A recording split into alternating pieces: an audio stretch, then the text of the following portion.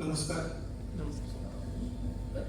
मंचावरील सर्व मान्यवर आणि महाराष्ट्र प्रेमी, मराठी प्रेमी बंधू भगिनींनो, महाराष्ट्र धर्म या विषयावर खरं म्हणजे आम्ही परिषद घेण्याचा आमचा विचार होता, पण गेले 8-10 दिवस आम्ही कोल्हापुराच्या वेगवेगळ्या भागांतून आम्ही फिरतो आहोत आणि आमच्या असं लक्षात आलं की या विषयावर काम करण्यासाठी अनेक लोक तयार आहेत आणि त्यांना महाराष्ट्र धर्माची कल्पना नक्की काय आहे आणि महाराष्ट्र धर्माचे वेगवेगळे पैलू काय आहेत आणि पुढे जाऊन आपल्याला ही चळवळ म्हणून कशी उभारता येईल असं वाटलं, म्हणून आम्ही हे परिषदेऐवजी आम्ही शिबिर घेतलं. कारण या संपूर्ण कार्यक्रमामध्ये अर्धा भागच हा 2-3 वक्त्यांच्या भाषणाचा आहे आणि नंतरचा भाग इथे उपस्थित असलेल्या वेगवेगळ्या मराठी प्रेमी लोकांशी डॉक्टर दीपक पवार संवाद साधणार आहेत आणि नंतर मग आपलं समारोपाचं भाष्य करणार आहे.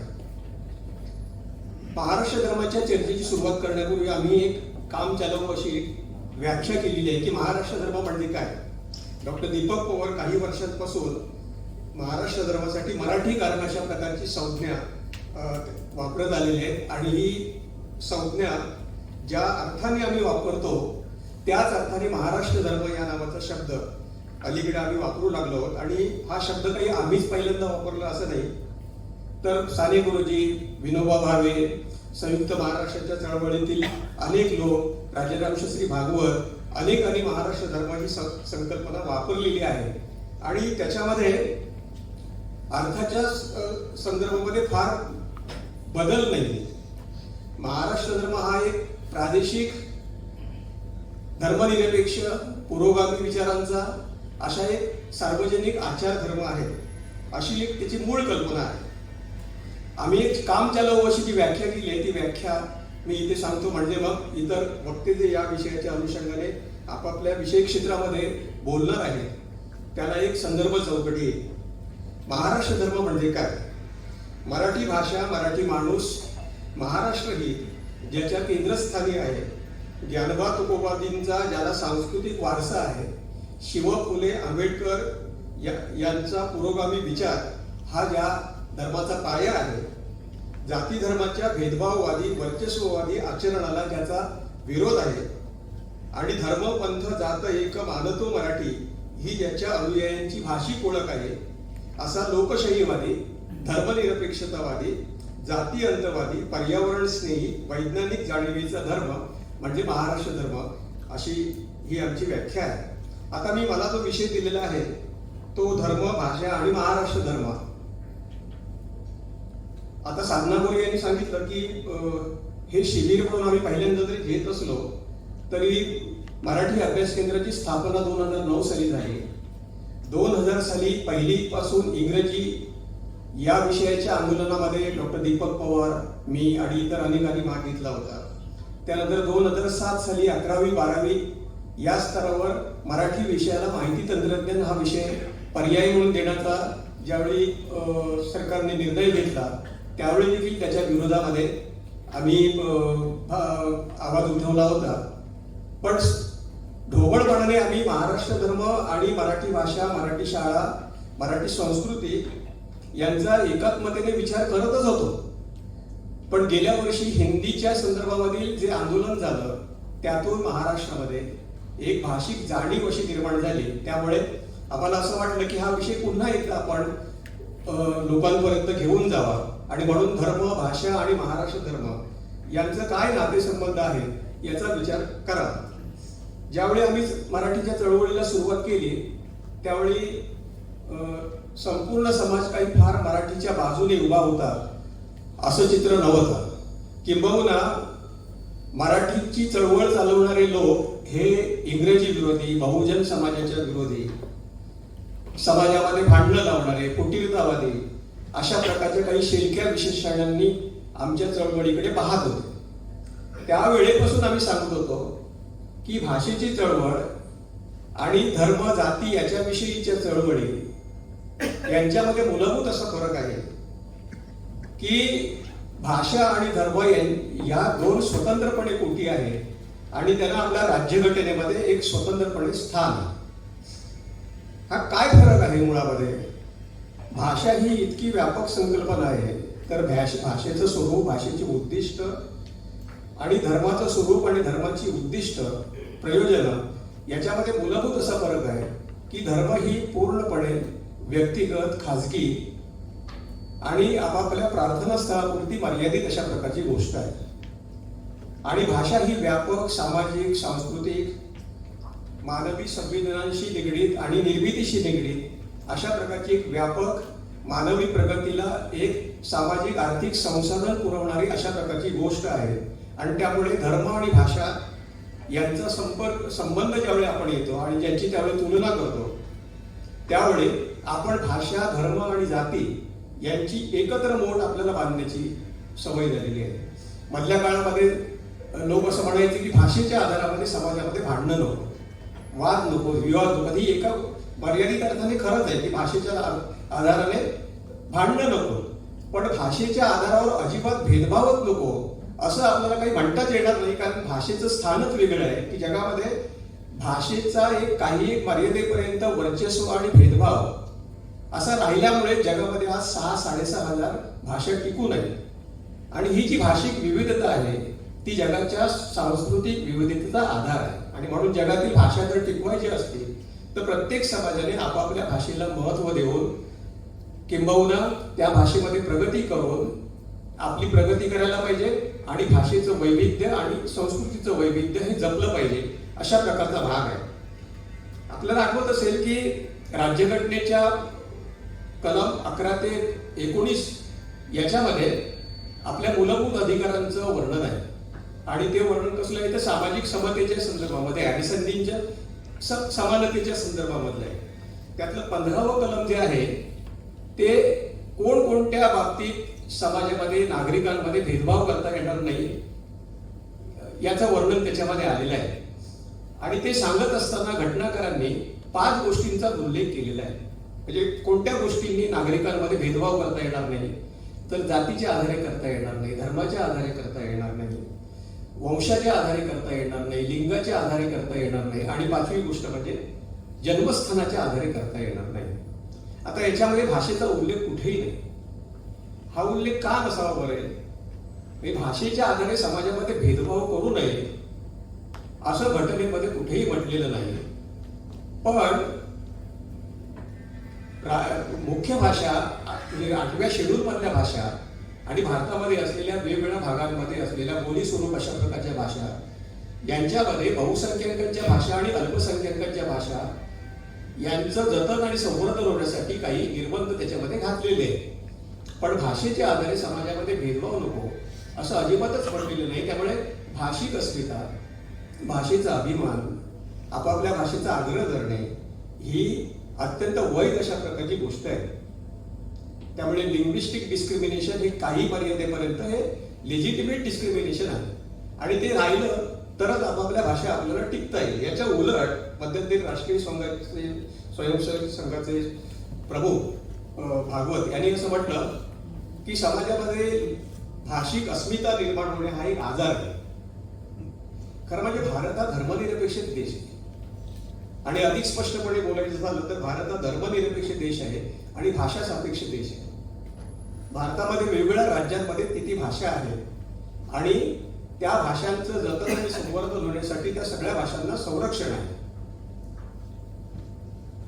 इथे संपत बाबू पाटील येत आहेत आणि आपण त्याचं स्वागत करूया.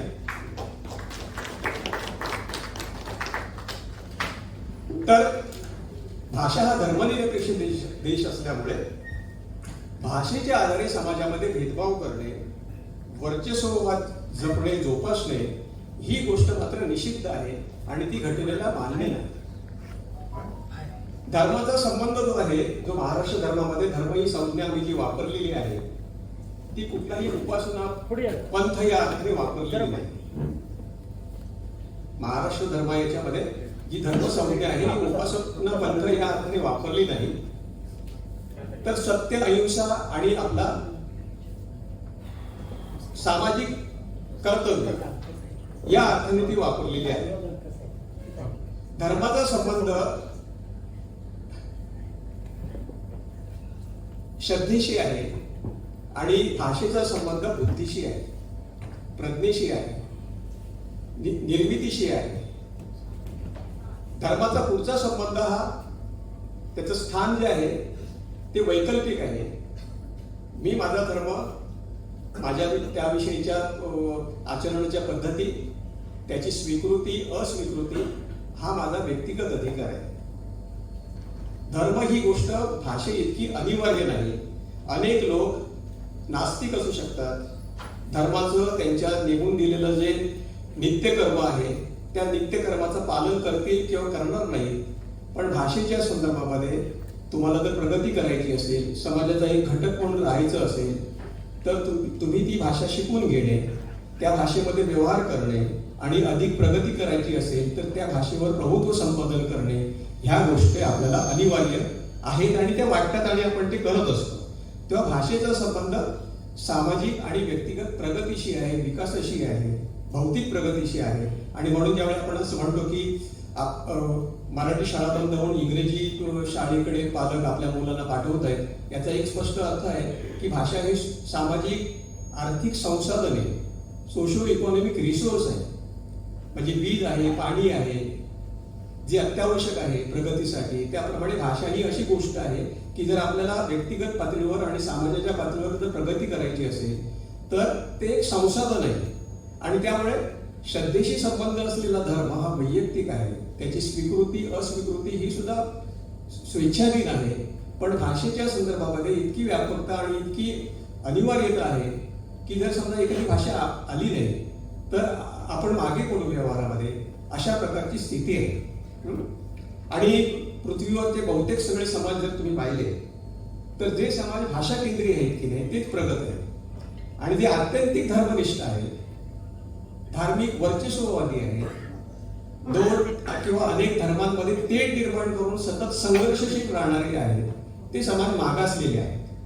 भारतामध्ये देखील तुम्हाला असं चित्र दिसेल की जे भाषिक समाज आहेत, बंगाल असेल, केरळ असेल, तमिळनाडू असेल, भाषेच्या संदर्भामध्ये खूप आग्रही आहे. ते धर्म आणि भाषा यांच्या सामाजिक स्थानामध्ये अजिबात गल्लत करत नाही. त्यामुळे भाषेतून आपल्याला प्रगती करायची आहे आणि धर्म ही गोष्ट एका मर्यादित अर्थाने आपल्याला आवश्यक जरी वाटत असली सामाजिक याच्यासाठी, त्याचा धर्माचा संबंध समाजाच्या बौद्धिक प्रगतीशी अजिबात आहे. त्यामुळे भाषेचा संबंध जो आहे ना तो समाजाच्या बौद्धिकीकरणाशी आहे, इंटेलेक्च्युअलायझेशनशी आहे. म्हणजे या समाजाची भाषा प्रगत आहे की नाही तो समाज अपरिहार्यपणे प्रगत आहे. म्हणजे एखादा असं चित्र दिसत नाही की समाज खूप प्रगत आहे धार्मिक बाबतीत आणि भाषेच्या बाबतीत तो मागासलेला आहे, असं दिसत नाही तुम्हाला. भौतिक प्रगतीशी धर्माचा काही संबंध नाही. संबंध आहे तो मानवी भाषेशी आहे. माणसाने आतापर्यंत विज्ञान, तंत्रज्ञान, सामाजिक शास्त्रांमध्ये जी वेगवेगळी आतापर्यंत जी प्रगती केलेली आहे ती भाषेमुळे केलेली आहे. आणि म्हणून भाषेला महत्व देणारे जे समाज आहेत, जे ज्ञानाधिष्ठित आहे. आता भाषेला महत्व देणारे समाज म्हणजे काय, तर शिक्षणाला महत्व देणार आहे, तंत्रज्ञानाला महत्व देणार आहे, संशोधनाला महत्व देणार आहे. आणि त्यामुळे भाषेची जी इकोसिस्टीम आहे आणि धर्माचं जे धर्मकांड आणि त्याच्याशी संबंधित अशा प्रकारची सिस्टीम आहे, याच्यामध्ये आपण अजिबात अदलाबदल करता कामा नये. गेल्या काही वर्षांमध्ये असं चाललेलं आहे की समाजाचं बौद्धिकीकरण करण्याऐवजी समाजाचं जास्तीत जास्त धार्मिकीकरण करायचं. म्हणजे धर्मसंस्था, धार्मिक उत्सव, बैठका, सत्संग, आश्रम, प्रवचन, भजन, कीर्तन आणि ते घरापुरते सीमित नाही ठेवायचे, ते बाहेरच आणायचे. म्हणजे आपण काय केलं की सार्वजनिक वापराची भाषा आपण मराठी ही अनेक कुटुंबांनी घरापुरती सीमित केली आणि घरापुरताच सीमित असलेला, मंदिरांपुरता सीमित असलेला धर्म आपण रस्त्यावर आणला.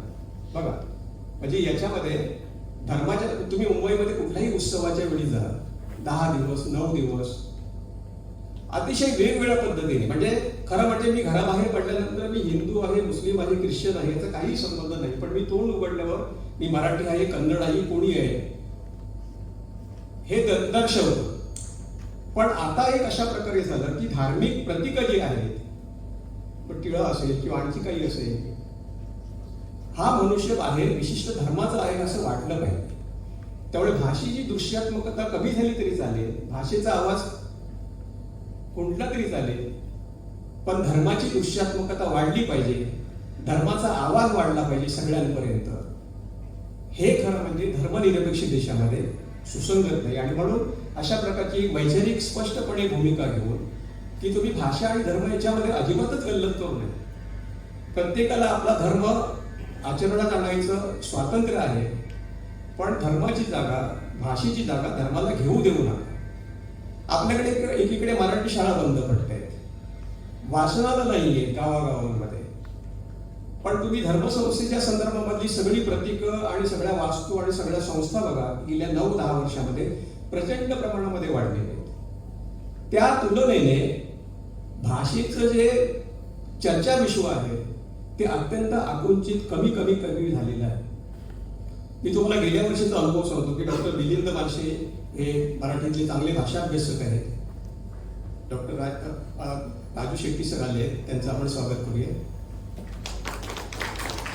ते संपवणार आहे की आपण आता असा विचार करायला पाहिजे की आपल्याला धर्मनिष्ठ समाज हवा आहे की भाषानिष्ठ आणि ज्ञाननिष्ठ समाज हवा आहे. जर आपल्याला बौद्धिक क्षेत्रामध्ये, सामाजिक क्षेत्रामध्ये आणि भौतिक क्षेत्रामध्ये सुद्धा जर प्रगती करायची असेल तर आपल्याला भाषेला महत्त्व देऊन आपल्याला भाषेशी संबंधित असलेल्या सगळ्या संस्थांचं, चर्चा विश्वाचं सहजीकरण आपल्याला करावं लागेल आणि धर्माला मर्यादित विश्वामध्ये आपल्याला ठेवावं लागेल आणि 2 धर्मांमध्ये जी तेढ आहे ती आपल्याला कमी करावं लागेल आणि भाषेच्या आधारे समाजामध्ये सुसंवाद निर्माण करून आपल्याला प्रगती करावी लागेल. महाराष्ट्र धर्माची मूलभूत कल्पना भाषा, धर्म आणि महाराष्ट्र धर्म. आता महाराष्ट्र धर्म, आता याच्यामध्ये धर्म हा शब्द जो आम्ही वापरला मगाशी त्याचा खुलासा केला की याचा उपासना पंथाशी, कर्मकांडाशी काही मात्र संबंध नाही. महाराष्ट्र धर्मामध्ये मूलभूत संकल्पना मराठी भाषा आहे, मराठी शाळा आहे आणि आम्ही मराठी अभ्यास केंद्राच्या वतीने ही भूमिका वारंवार सांगत राहिलेलो आहोत की मराठी शाळा हा मराठी भाषेचा आधार आहे, मराठी भाषा हा मराठी संस्कृतीचा आधार आहे आणि मराठी भाषा आणि संस्कृती हा मराठी राज्याचा आधार आहे. 1960 साली मराठी भाषिक आपल्याला राज्य मिळालं. ते जर कल्याणकारी प्रागतिक विचाराचं असं सुराज्य करायचं असेल तर आपल्याला मराठी भाषेची प्रगती करावी लागेल.